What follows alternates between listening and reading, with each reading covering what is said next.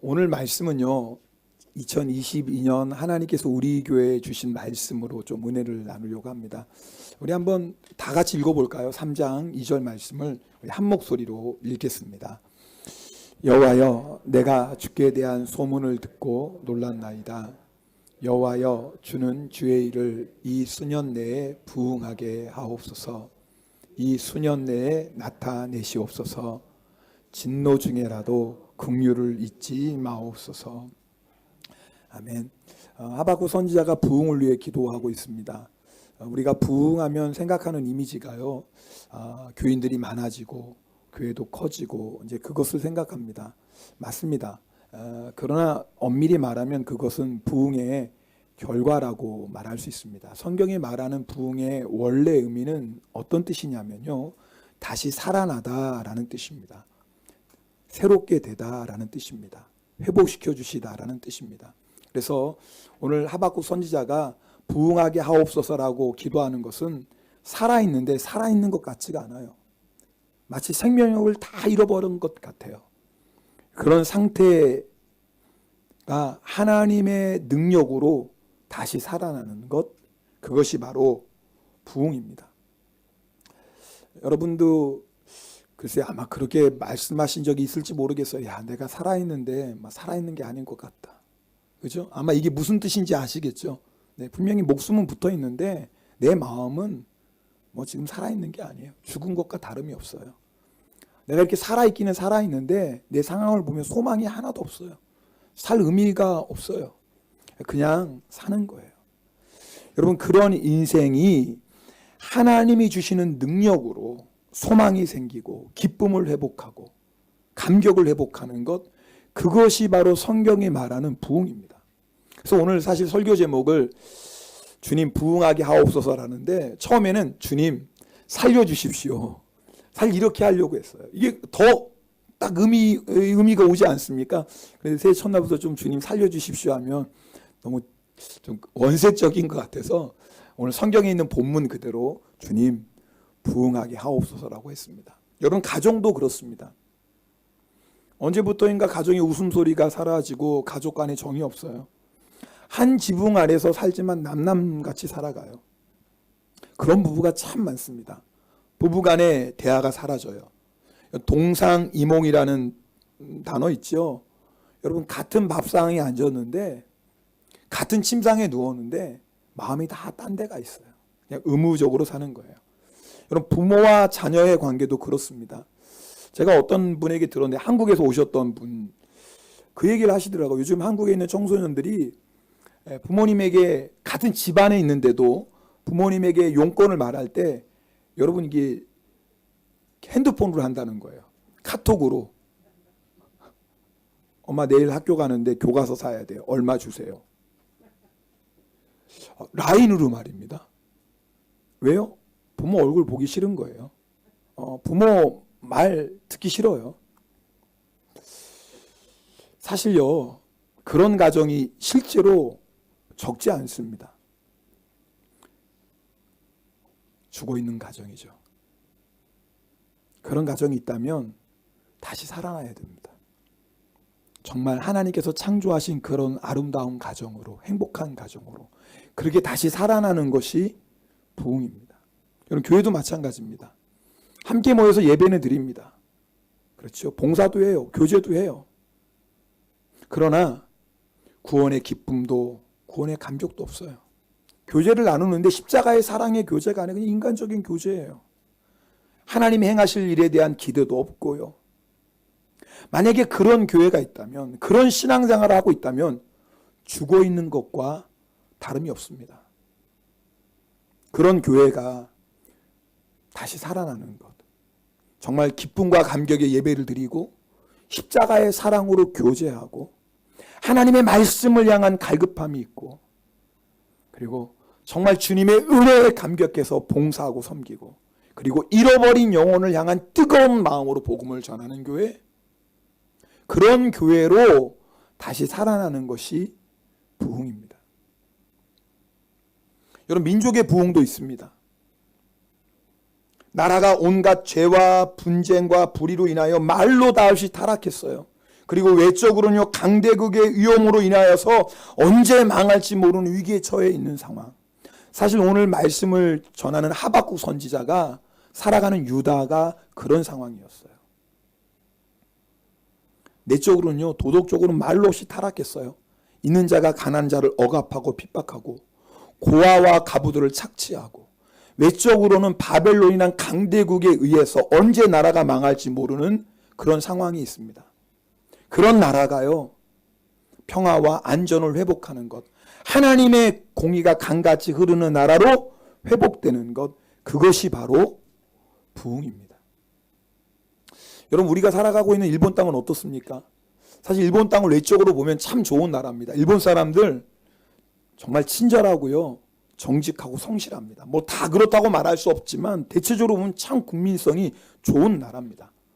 뭐 가끔 지진도 있고 태풍도 오지만, 자연재해가 있지만 일본처럼 살기 좋은 나라 별로 없습니다.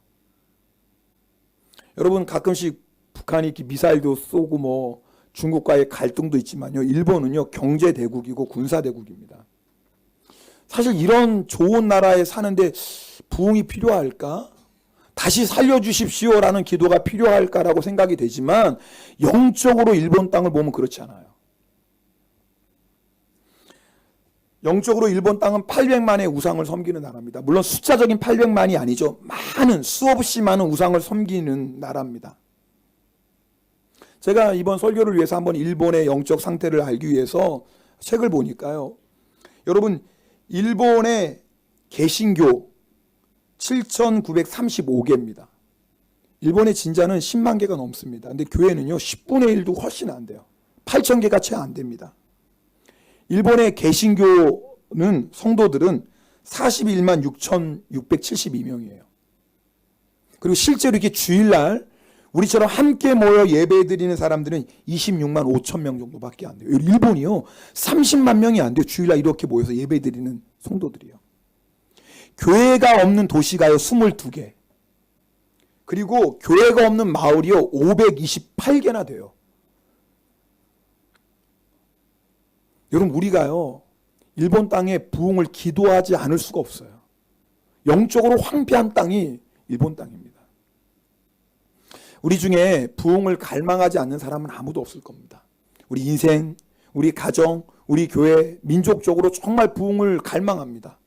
여러분, 또 부흥이 필요 없는 인생, 부흥이 필요 없는 가정이나 교회도 없습니다. 왜? 완전한 가정이 어디 있어요? 완전한 교회가 어디 있어요? 그래서 우리의 간절한 소원은 부흥입니다. 그러나 하나님의 부흥이 일어나기 위해서 먼저 필요한 것이 있더라고요. 오늘 말씀 보니까 2022년 하나님께서 우리에게 부흥을 말씀하십니다. 우리 인생에도, 우리 가정에도, 우리 교회에도, 이 민족에도 하나님이 부흥을 말씀하십니다. 그러나 하나님이 부흥이 일어나기 위해서 우리가 기억해야 될 것이 세 가지가 있습니다. 오늘 여러분하고 그것을 좀 나누려고 합니다. 첫 번째는요, 부흥을 구해야 된다는 거예요. 한번 따라해 보겠습니다. 부흥을 구하자. 하나님은 부흥하게 하시는 분입니다. 그런데 하나님이 부흥의 역사를 행하실 때 반드시 필요한 것이 있습니다. 하나님의 부흥의 약속을 붙잡고 기도하는 것입니다. 여러분, 절대로 우연히 부흥이 일어나지 않습니다. 우리 인생의 부흥도요 기도로 일어납니다. 제가 우리 성도들 만나보니까요 참 상한 마음, 깨어진 마음들이 참 많습니다. 네. 여러분, 육신이 아프면 병원에 가서 치료받으면 되잖아요. 근데 깨어진 마음, 상한 인생은 어디에서 치료받습니까? 하나님이 하시거든요. 여러분, 그 상한 마음, 깨어진 마음을 다시 살리시는 것이 바로 부흥이거든요. 하나님이 하세요. 근데 우리가 해야 될 일이 있어요.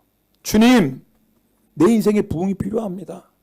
주님, 내 상한 마음, 깨어진 인생에 주님의 부흥이 필요합니다. 주여, 내 인생에도 부흥을 주시옵소서. 기도하셔야 돼요. 가정의 부흥을 위해서도 기도하셔야 됩니다.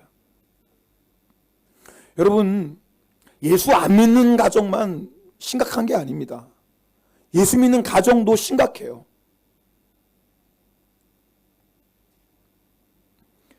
여러분 아시는 것처럼 한국은요 자살 문제가 정말 심각합니다.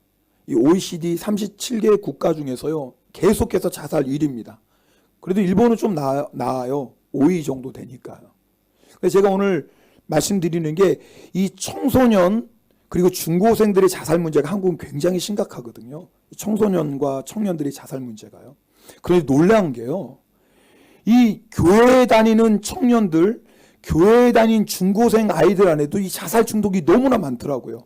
여러분 아십니까? 자살에 대해서 심각하게 생각해 본 적이 있다. 교회에 다니는 청년들 26%가 대답을 해요. 교회를 다니는데 26%의 청년들이 자살을 심각하게 생각해 본 적이 있대요. 중고생은요 1%가 더 많아요. 부모 따라 교회 나오거든요. 나 예수 믿어요 말은 하거든요. 근데 그런 중고생 아이들 10명 중에 3명 가까이가 자살을 심각하게 생각한다라는 거예요. 무슨 뜻이에요? 여러분 우리 가정 안에 부흥이 필요합니다. 정말 우리 자녀들 안에 부흥의 역사가 필요합니다. 내 자녀는 아니겠지. 물론 아니겠죠. 그러나 이 자료를 보면 10명 중에 3명 가까운 우리 아이들이요. 우리가 모르는 영적으로 심각한 상태에 있더라 그 말이에요. 부흥이 필요합니다. 그래서 여러분 우리가 가정의 부흥을 위해 기도해야 돼요. 주님, 우리 가정에 부흥을 주십시오. 우리 남편 안에, 아내 안에, 우리 자녀들 안에 주의 부흥이 필요합니다. 2022년에 여러분 부흥을 위해 기도하셔야 됩니다. 교회 안에도 부흥이 필요한 건 말할 필요도 없겠죠. 어떤 분이 그 말씀하시더라고. 혹시 여러분 자기는 교회 나오기 전에 교회 안에 있는 분들은 다 천사라고 생각했대요.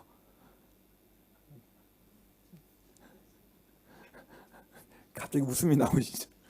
저한테 그렇게 얘기해. 자기는 교회 나오기 전에 교회에 다니는 분들은 다 천사라고 생각했대요. 물론 천사의 모습도 있습니다. 그런데 종종 그러지, 제가 악마라고 말하기 그러겠지만 종종 그렇지 않은 모습들이 나타나요. 왜요? 우리가 하나님의 은혜로 사는 존재들입니다. 여러분 우리가 하나님의 은혜가 충만하고 기쁨이 넘칠 때가 있습니다. 그러면 정말 천사 같죠. 그러나 하나님의 은혜가 늘 충만하면 좋겠지만 그러지 못할 때가 있어요. 그럼 어떤 모습이 나타나요? 인간적인 모습이 그대로 나타나요. 저렇게 은혜로운 집사님이었는데, 저렇게 은혜로운 권사님이었는데, 저렇게 은혜로운 목사님이었는데 어쩌면 저럴 수 있을까? 우리가 실망할 때가 참 많습니다. 왜요? 그것이 우리의 원래 모습이거든요. 하나님의 은혜가 우리 가운데 있지 않으면 여러분 우리의 인간적인 모습이 다 그대로 나타나요. 그래서요 세상에서만 상처받는 게 아니에요. 어떻게 보면 교회 안에서 더 많은 상처받을지도 모르겠어요. 왜요? 기대하니까요. 그래도 집사님은 다르겠지. 그래도 목사님은 다르겠지. 그래도 우리 권사님은 다르겠지. 기대했는데 그래서 여러분 교회 안에 더 상처가 많지 않겠습니까? 그래서 여러분 교회 안에 부흥이 필요해요. 정말 교회다운 교회. 하나님의 은혜가 강같이 흐르는 교회. 정말 십자가의 사랑이 충만한 교회. 정말 말씀대로 살고자 하는 그런 교회. 여러분 어떻게 그런 부흥이 일어납니까? 기도로부터 시작해요. 기도로부터 시작해요. 여러분 올해 우리가 정말 부흥을 위해 기도하십시다. 주님 우리 가정에 부흥을 주십시오. 주님 우리 교회에 부흥을 주십시오. 주님 이 민족에 부흥을 주십시오. 주님 제 인생에 부흥이 필요합니다. 주님 부흥을 주십시오. 우리가 하나님의 부흥을 갈망하며 해야 될 첫 번째 일이 부흥을 구하는 것입니다. 두 번째가 있습니다. 부흥의 역사를 경험하기 위해서 거룩함을 회복하셔야 됩니다. 하나님은 우리를 살리시려고 독생자 예수 그리스도를 보내주셨습니다. 그리고 우리에게 살리는 영 성령님을 보내주셨습니다. 무슨 말이냐면 하나님은 우리가 부흥을 갈망하는 것과 비교할 수 없는 뜨거운 열정을 가지고 부흥을 원하시는 분이세요. 그런데 왜 부흥의 역사가 일어나지 않을까요? 하나님도 그렇게 원하시고 우리도 그렇게 원하는데 왜 그렇게 부흥의 역사가 좀처럼 일어나지 않을까요? 이유가 있습니다. 하나님의 부흥은 거룩함 위에 부어집니다. 그러므로 우리가 하나님의 부흥을 경험하시려면 거룩함을 회복하셔야 돼요.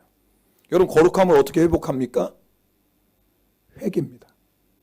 그러므로 부흥을 갈망하신다면 여러분 회개하셔야 돼요. 여러분 인생의 부흥을 갈망하십니까? 그렇다면요, 우리의 마음을 기경하셔야 돼요. 여러분 기경이 뭔지 아죠? 땅이 딱딱하게 굳어져 있으면요, 아무리 좋은 씨앗을 뿌려도 절대 생명의 역사가 나타나지 않아요. 그래서 여러분 아시잖아요. 여러분 땅을, 새로운 씨앗을 심고 열매 먼저 해야 될 일이 땅을 기경하는 거예요. 갈아엎는 거예요. 그래서 부드러운 땅이 되어야 돼요. 부드러운 땅이 되어야지 씨앗을 뿌리고 뿌리를 내리고 자라나고 열매 맺는 거 아닙니까? 우리 심령도 똑같아요. 우리의 마음이 굳어져 있으면 하나님의 부흥 역사를 경험할 수가 없어요. 그래서 여러분 2022년 우리 인생의 부흥을 경험하시려면 우리가 해야 될 일이 있습니다. 내 마음을 기경하셔야 돼요. 내 마음이 부드러운 마음이 되어야 돼요. 그것이 바로 회개입니다. 하나님 우리를 회개의 자리로 이끄시는 분이세요. 오늘 하박국 선지자 우리가 읽은 말씀 우리 첫 번째 다시 한번 읽어볼까요? 보여주십시오. 우리 한번 같이 읽겠습니다. 여호와여, 내가 주께 대한 소문을 듣고 놀랐나이다. 여기서요, 주께 대한 소문, 이게 하나님 행하시는 역사인데 어떤 역사냐면 하박국 선지자가 기도하거든요. 하나님 살려주십시오. 부흥을 주십시오. 간절히 기도했는데 하나님 말씀하시는 거예요. 내가 유다를 심판하겠다. 아니, 도대체 이게 무슨 말이에요? 살려달라고 기도하는데 하나님 우리 민족을 좀 불쌍히 여겨주시고 살려주십시오. 우리 민족에 부흥을 주십시오라고 기도하는데 하나님 주시는 말씀은 내가 유다를 심판하겠다라고 말씀하시는, 깜짝 놀라는 거예요. 살려달라고 기도했는데 심판하시겠다라는 거예요. 누구를 통해서? 바벨론이라는 나라를 통해서 유다를 심판하시겠다고 말씀하시는 거예요. 왜 그럴까요?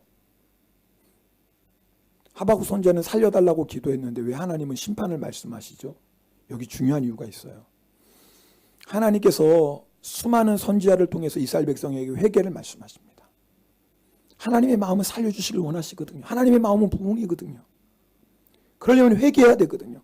하나님이 끝없이 선지자를 보내서 회개하라고 말씀하시고 또 말씀하심에도 불구하고 이스라엘 백성이 회개를 하지 않는 거예요. 그럼 어떻게 해야 돼요?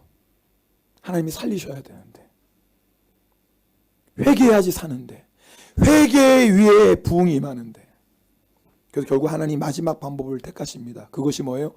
바벨론이란 나라를 통해서 유다를 심판하시는 것입니다. 하나님 목적이 뭐예요? 그 심판을 통해서 유다를 회개의 자리로 인도하시는 겁니다. 회개를 통해 거룩해지기 때문에 그래요.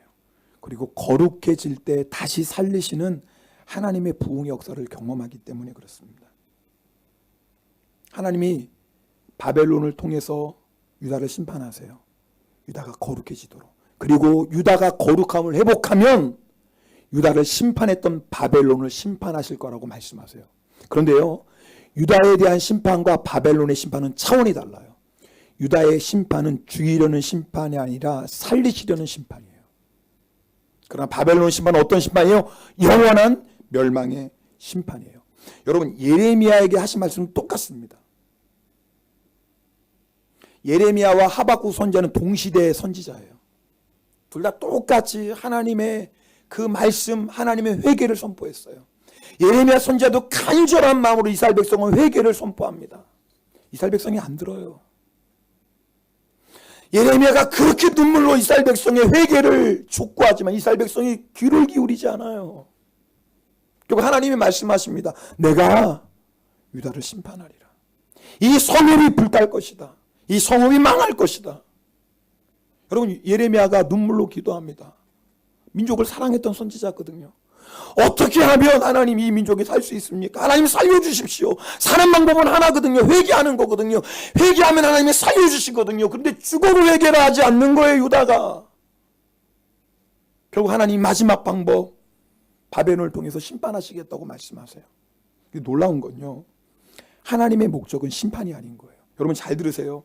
하나님이 예루살렘 성을 무너뜨리는 건요, 하나님이 다시 세워주기 위함인 거예요. 여러분, 죄로 인하여 쌓아 올린 것이 무너져야지 하나님이 아름다운 것으로, 거룩한 것으로, 좋은 것으로 다시 세워줄 수 있습니다. 그러니까 하나님께서 유다를 무너뜨리시는 이유는 멸망시키시는 게 아니에요. 다시 세워주시기 위함인 거예요. 우리 좀 길지만 예레미야 33장 6절부터 9절까지의 말씀을 좀 함께 읽겠습니다. 네, 우리 말씀 같이 읽겠습니다. 그러나 보라, 내가 이 성읍을 치료하며 고쳐 낫게 하고 평안과 진실이 풍성함을 그들에게 나타낼 것이며, 내가 유다의 포로와 이스라엘의 포로를 돌아오게 하여 그들을 처음과 같이 세울 것이며, 내가 그들을 내게 범한 그 모든 죄악에서 정하게 하며 그들이 내게 범하여 행한 모든 죄악을 사할 것이라. 이 성읍이 세계 열방 앞에서 나의 기쁜 이름이 될 것이며 찬송과 영광이 되게 할 것이요, 그들은 내가 이 백성에게 베푼 모든 복을 들을 것이요, 내가 이 성읍에 베푼 모든 복과 모든 평안으로 말미암아 두려워하며 떨리로다. 여러분, 이 말씀이 너무 중요해요. 하나님께서 이스라엘 백성에게, 이 예루살렘 성에게 하시는 계획은 뭐예요? 복과 평안이에요. 다시 살리시는 거예요. 부흥케 하시는 거예요. 그래서 하나님께서 이 놀라운 부흥 역사를 하기 위해서 뭐예요? 먼저 정결하게 하시는 거예요. 여러분, 우리가 하나님 앞에 만약 무너져야 될 게 있다면 그럼 무너지셔야 돼요. 하나님이 기뻐하지 않는 것으로 쌓아 올렸다면 그것이 무너지는 것이 하나님의 은혜입니다. 여러분, 누구나 다 무너지길 원치 않지만, 그러나 하나님이 다시 살리시고 다시 세우시는 역사를 경험하기 위해서 무너져야 될 게 있다면 여러분, 오늘 이 시간에 회개할 수 있기를 바랍니다. 여러분, 하나님이 주시는 부흥 역사를 갈망한다면 반드시 그 전에 우리가 해야 될 게 있습니다. 회개하는 일이에요. 하나님의 시련, 하나님의 하시는 진노, 여러분, 이것은요 우리를 다시 세워주기 위한 하나님의 놀라운 계획입니다. 십자가 통과하셔야 돼요.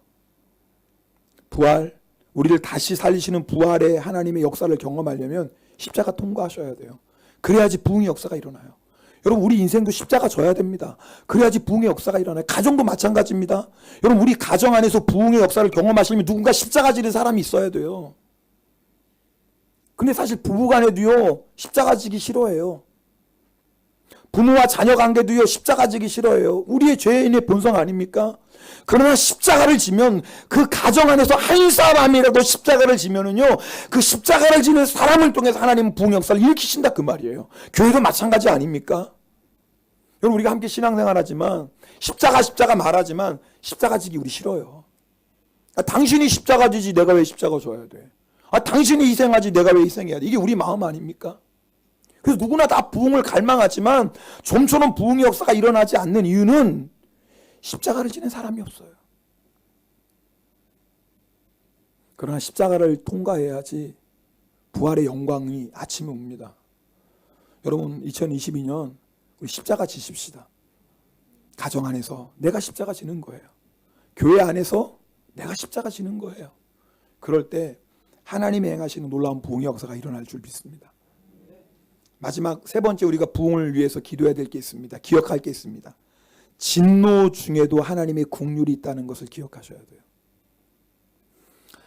지난주에 시련 뒤의 축복이라는 말씀을 나눴습니다. 시련 뒤의 축복.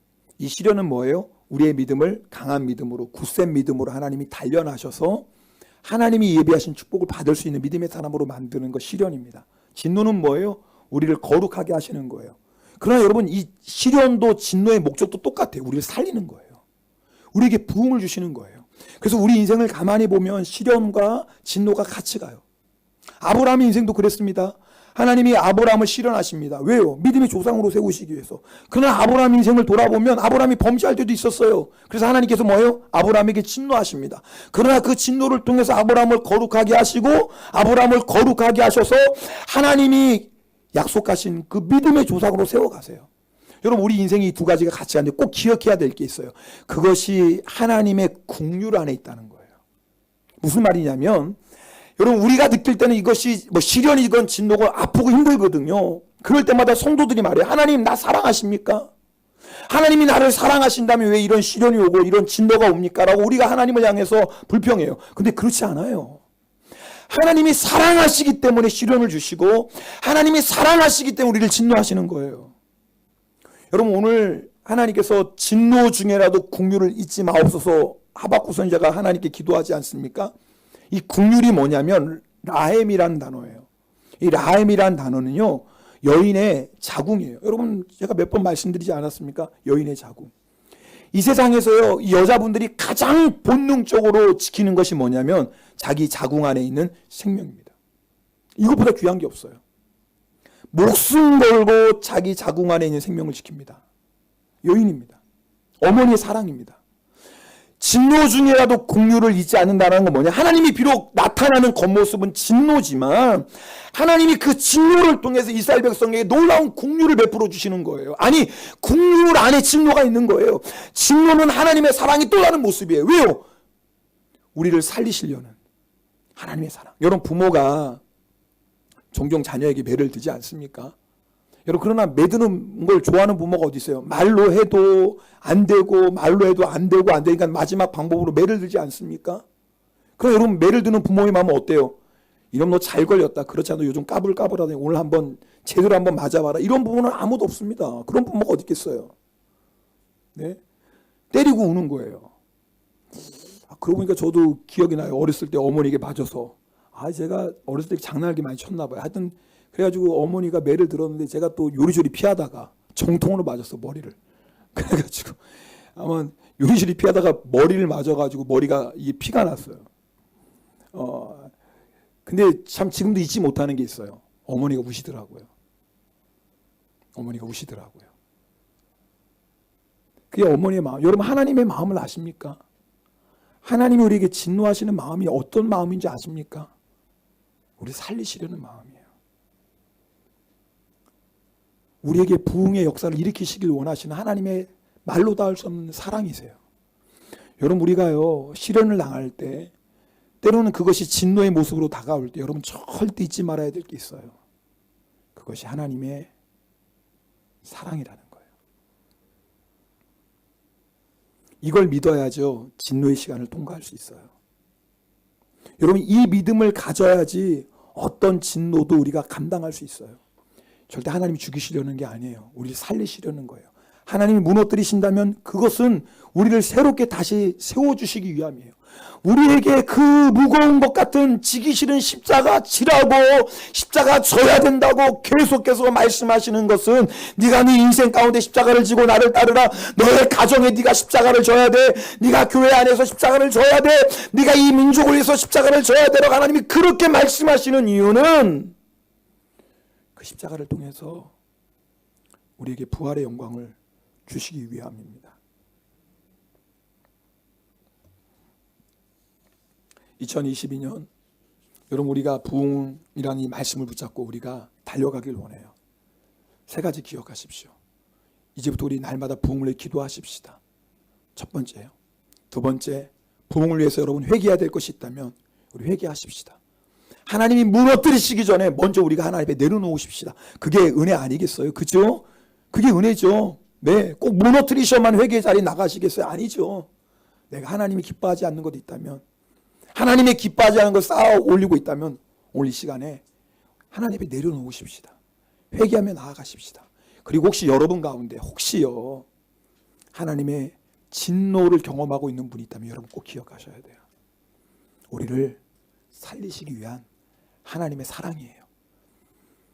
진노 중에라도 긍휼을 잊지 아니하시는 하나님이세요.